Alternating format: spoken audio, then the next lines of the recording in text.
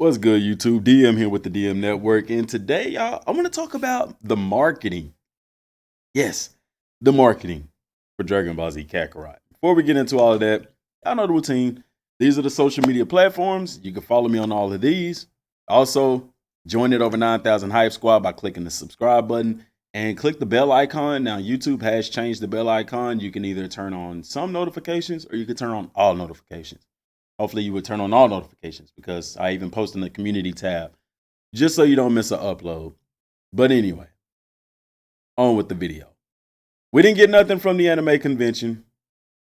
Nothing at all about Dragon Ball Z Kakarot. It's pretty upsetting. And that's kind of where my conversation leads into today. Is the marketing. You can't predict what they're going to do with marketing. And I get what Bandai is trying to do. I mean, after all, this game doesn't come out until next year. And they have other titles that are going to release this year. Code Vein releases this year. I even expect One Punch Man to release this year. What's amazing to me is that One Punch Man was just announced last week. And we already have gameplay of it within a week. However, Dragon Ball Z Kakarot was announced in January. We didn't get gameplay until E3. Which, I guess it makes sense because you want to save that. And this goes back to some of the videos that I've done in the past about this. This game is either very, very massive and they have a lot of stuff in it. And when they want to market it, they want the sole focus to be on this game, or things aren't going as well as we hope that they are going. Now, I know some people probably think it's the latter. They think things aren't going good. If a game gets pushed back, something has to be wrong. That doesn't necessarily have to be the case. It is very possible that the game was possibly just going to go up to Frieza. And by Bandai seeing the outrage, said, you know what? Let's go ahead and extend it past the Frieza saga. That is extremely possible because developers and publishers have done those types of things before. They make content for games, and some content don't even make it into the game. Don't even make it in the DLC. And then there's content that they didn't plan to make that they make it. You even see it in the movie industry. Look at what they did with the latest Sonic the Hedgehog movie. It's not even out. It's supposed to have been out by now. Why didn't it come out? Because of outrage for how Sonic looked. That caused them to say, you know what, we're going to go back to the production table and we're going to make this the right way. As far as marketing for this game, Bandai Namco did a live stream and they said that they were going to announce a new Dragon Ball game. In that live stream, they didn't announce a new Dragon Ball game. Rather, they announced Super Dragon Ball Heroes. And I know some people are going to say, but DM, that was a new game. No, it wasn't. Super Dragon Ball Heroes for the Nintendo Switch has been out in Japan well before it came out over here in the States. Not to mention, it was also an arcade game before they ever put it on the Nintendo Switch. So, having that being said, that live stream, people felt like it was a failure. And we feel like what we heard later at the Dragon Ball Fighters tournament about Project Z was supposed to have been announced on that live stream. Fast forward to E3, and we were supposed to have a Bandai Namco panel about Dragon Ball Z Kakarot. It was supposed to have been over an hour long. It didn't happen. Now, that wasn't totally Bandai Namco's fault because there was a power surge at E3, and thus Dimitri had to kind of be thrust into the limelight, along with some people who weren't prepared to kind of show off some of their other games and stuff like that.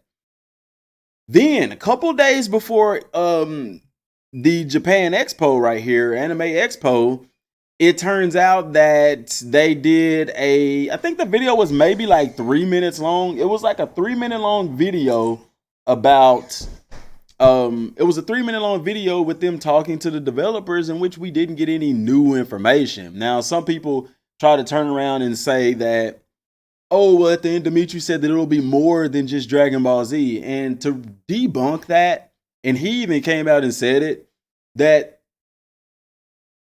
he wasn't talking about that.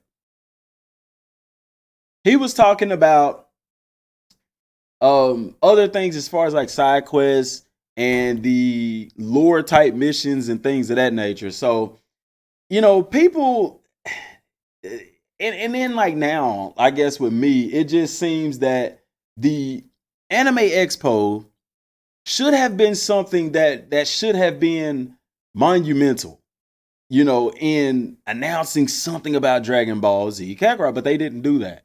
Instead, they talked about some of the other games that we've already heard about, as well as One Punch Man and things like that. And like I said, it makes sense because it makes sense to the fact that these other games are coming out before that. And then it also makes sense to the fact that, that from a marketing standpoint, you do need to market these other games instead of this game that's coming out later this year. I guess it's just the fan inside of me and the desire to hear more about this game that's supposed to had come out this year but didn't, but instead is coming out next year. It just feels like we're kind of left in the dark. Why was the game pushed back? Some of the things that we want to know in the game, why aren't those things there? Why do we not know a confirmation on the sagas? How hard is that to just come out and say, yes, you're gonna have these sagas? How hard is it to come out and say, this is how playable characters will work? You see what I'm saying? Who are you competing against? There's no other Dragon Ball Z games on the market. Not only that, but right now there's a fan base. The fan base is split in three ways. You have people like myself who's excited for the game the way that it is. You have people who look at it the way that it is and they're not excited at all because there's no multiplayer created character, but can still be swayed. And then you have people who are on the fence based off of the characters that they're on the fence based off of how the playable characters will be, or based off of things like how far the saga is going to be. So you don't want to lose those people, because if you wait too long and they get washed out, they're going to be like, you know what, forget it, I'm going to go to something else, or they're going to spend their money somewhere else. I just think it would be better to at least tell us something, a screenshot or something. You get what I'm saying? So that's my take on it. I'm not in the business side of it. I'm not working there, guys. I can only speculate. I can only say how I feel. I really want to know what y'all feel, because I know there's a couple of people who agree with me on this about the marketing of the game. And I do want to be realistic to the fact that if they have games coming out this year, it makes sense for them to market those games. And I'm not saying don't market them. Only thing I'm saying is, we could have got a screenshot or something. You know what I'm saying? Tell us about the Dragon Balls or something. You could have gave us a tidbit of information at an Anime Expo. So my thing now is, I want to know, what's the state of the game? Be honest and transparent with your fan base. If it's not going so well, let us know that, because right now it kind of feels like they haven't really told us anything really. And we saw the gameplay, but the questions that we need to know, we don't know. It's crazy that we already know that One Punch Man is going to be a 3v3 game. Yet we don't even know the full extent of playable characters for Dragon Ball Z Kakarot.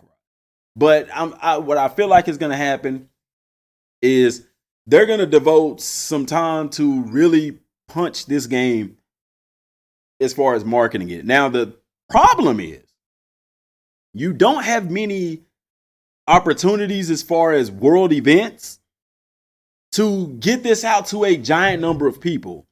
If you're not following them on Twitter, if you're not following us on YouTube, if you're not following them on Facebook, it's going to be tough to really hear about it, especially later on in the year when these other games and things like that are coming out. Comic-Con happens this year, this month. And I think there's another gaming expo that happens. Other than that, I would have to look it up, but I don't know what other major things are going to go on where they're going to have the opportunity to reach more people by talking about this game. So I'm going to do my homework. I'm going to look up and see if I can find it, because like I said, for a game this big, you really need to be trying to market this at every opportunity that you get, even if it's nothing more than a couple screenshots or just a tidbit of information. You get what I'm saying? Let me know what y'all think down in the comment section down below. Appreciate y'all for tuning in. Till next time, thanks for watching. Peace.